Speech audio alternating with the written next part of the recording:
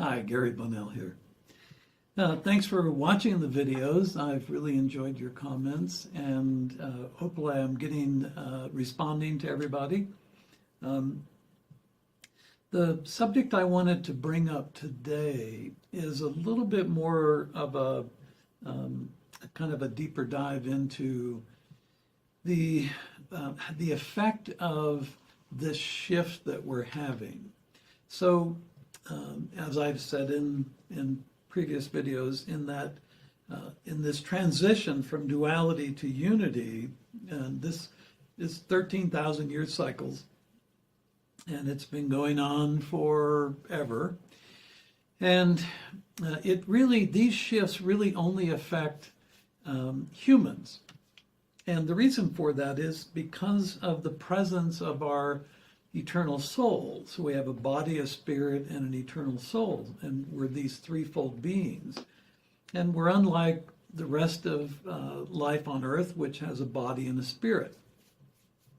And our bodies were bioengineered a long time ago to be able to hold the energy of an eternal soul.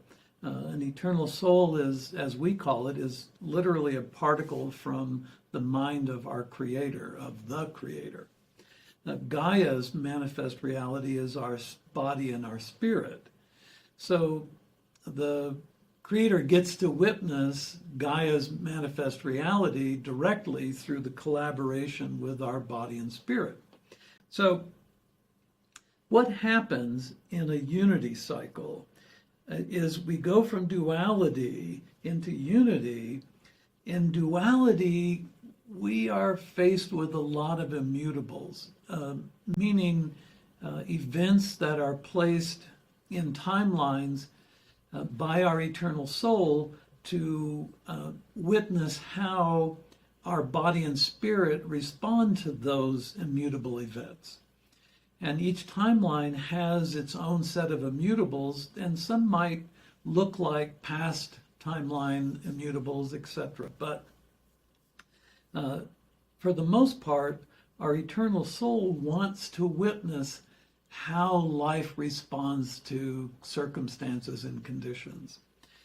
And when we go out of a duality cycle where immutables are there and you're going to experience it, and if you are filled with anxiety, stress, judgment, then the outcome of those immutables will be substantially different than if you're open, relaxed, free of bias, etc.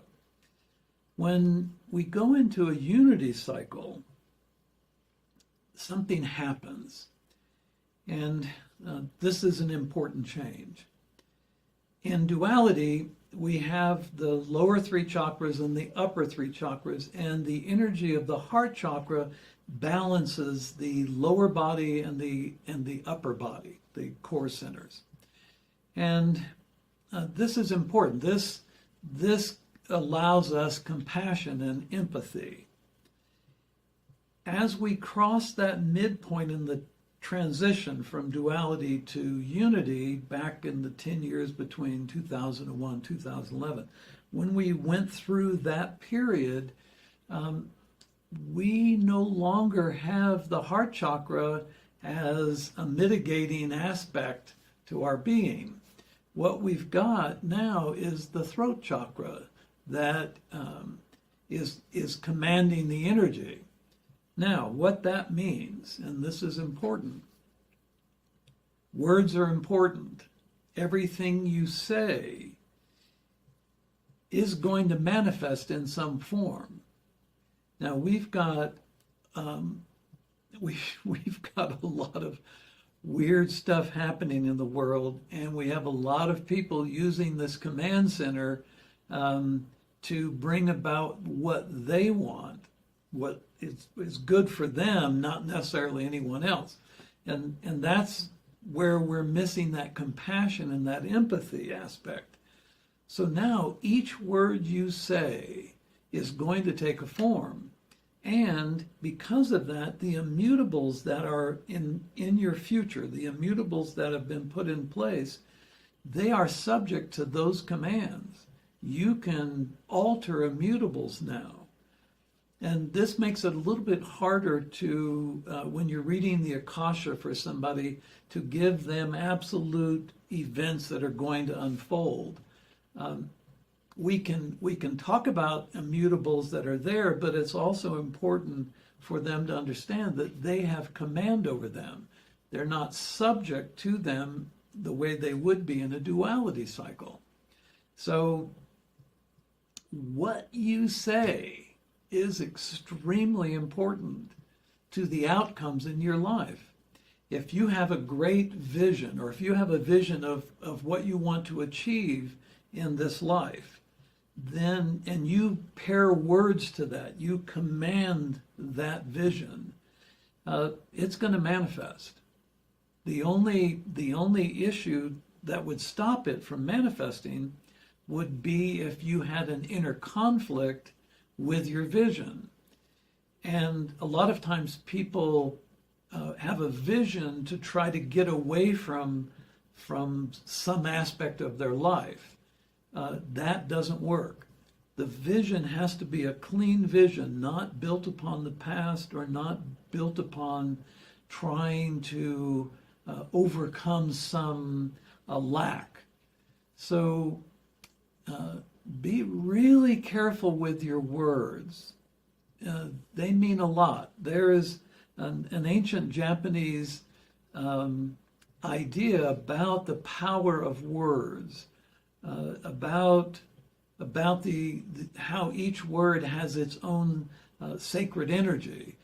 And this is why a lot of people who are on the path to enlightenment, or a lot of people who are going to a more expanded spirit awareness, they go on silent retreats. They go away from society and retreat into silence for a period of time to be able to sort out what it is that might be happening within them as to their inner conflicts, or what some people will still call, and I know this is not the perfect word, but it's one that works, and that's karma. We can clean karma from a past lifetime just on a word. We can do anything just on a command.